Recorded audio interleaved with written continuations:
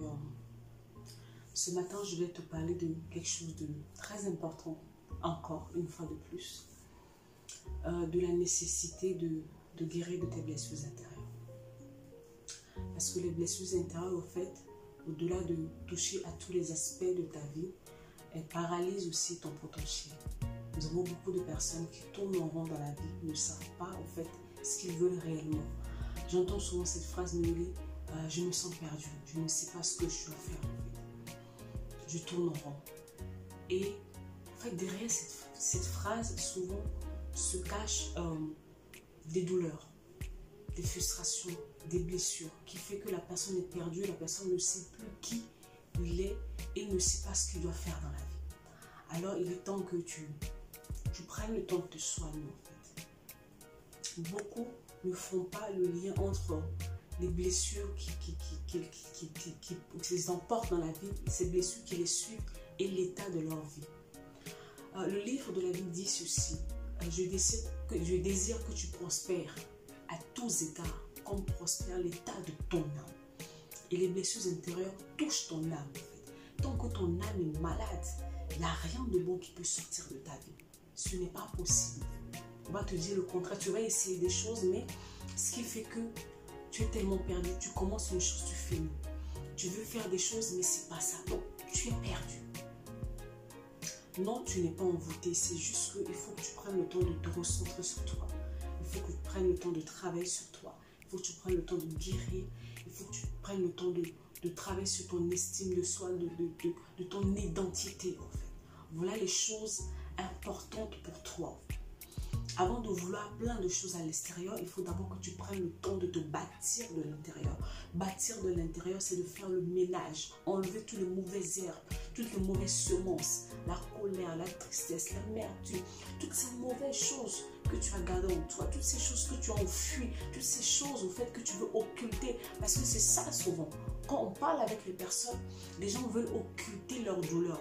Les gens veulent faire semblant que tout allait bien alors que non. Quand tu vas évacuer toutes ces mauvaises choses, quand tu vas rebâtir ton estime de soi, savoir qui tu es, ce que tu représentes à tes yeux, à tes propres yeux, ce que tu vaux. Et quand tu vas découvrir ton identité, l'identité, c'est ce qui fait ta personne. Ça ne vient pas au fait de tes acquis, de ce que tu as matériellement, non. L'identité, c'est pour nous les enfants, pour nous, parce que bon, je parle vraiment en tant qu'enfant de Dieu. Pour un enfant de Dieu, l'identité, c'est ce que ton Père Céleste dit de toi. En fait. Beaucoup de personnes errent dans la vie, ne savent pas qui ils sont. La société les a définis, la famille les a définis, les amis les ont définis, leur travail les a définis. Ce qui fait que quoi? Au-delà de tout ça, en fait, la personne a un vide. Parce que souvent, tu fais des choses pour suivre la foule, mais à l'intérieur de toi, tu n'es pas convaincu. Il y a des personnes qui sont dans les travails, qu'ils n'aiment pas. Il y a des gens qui font des choses qu'ils n'aiment pas parce que c'est une norme. C'est une norme qui est là, mais ça ne vient pas d'eux-mêmes. Jusqu'à quand, en fait, tu vas faire semblant? Il est temps que tu te remettes, que tu regardes ta vie en face et que tu fasses le ménage, que tu te rebâtisses, que tu redéfinisses les choses. C'est là que tu seras plus équilibré, c'est là où tu seras même prêt à pouvoir vraiment affronter, en fait, les difficultés de la vie. Sinon, les autres projetteront toujours leur peur, leur frustration sur toi. Il y a quelques jours, j'ai entendu une dame, au fait, qui me disait: Noélie, j'ai un problème avec le rejet et elle est accentuée, au fait, par mes collègues au travail. J'ai dit non, au fait. Ton rejet, en guillemets, ton rejet ne peut pas être accentué par les autres. Ça veut dire que tu laisses le pouvoir de ta vie dans les mains de cette personne pour faire de toi ce qu'ils veulent. C'est pas normal. Il est temps que tu guérisses. Il est temps que tu apprennes à savoir qui tu es. Et il est temps que tu apprennes vraiment à garder ton cœur pour que les mauvaises choses des personnes ne t'affectent plus. C'est notre devoir, c'est notre responsabilité. La parole de Dieu dit, le livre de la vie dit ceci: garde ton cœur plus que toute autre chose. Ton cœur, c'est ta vie. Donc, tu n'es pas censé laisser n'importe qui, n'importe quoi, en fait, venir vraiment te heurter. Tu dois te protéger. Mais pour te protéger, tu dois d'abord guérir. Au-delà de guérir, il va falloir savoir qui tu es. Donc vraiment, j'aimerais vraiment finir cette vidéo et te laisser avec cette question. Qui es-tu? Je pense que c'est la question existentielle. Qui es-tu? Qui es-tu? Ça détermine tout.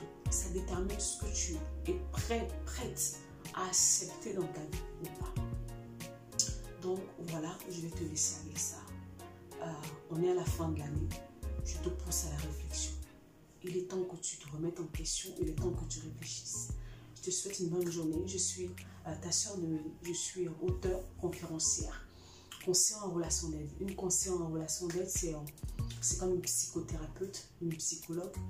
Et je fais des formations. Je fais des accompagnements aussi individuels. Si tu as vraiment des problèmes d'ordre émotionnel, des problèmes au niveau des blessures intérieures et que tu ne sais pas comment en fait passer à un autre niveau, alors je suis la personne qu'il te faut. N'hésite pas à me contacter, que je suis sur Facebook, que je suis sur Instagram, je suis sur YouTube. En bas de cette vidéo, je vais mettre mon numéro de téléphone, mon WhatsApp et un mail, comme ça tu pourras me joindre si tu as besoin de moi. Je te souhaite une bonne journée et à plus tard. Au revoir.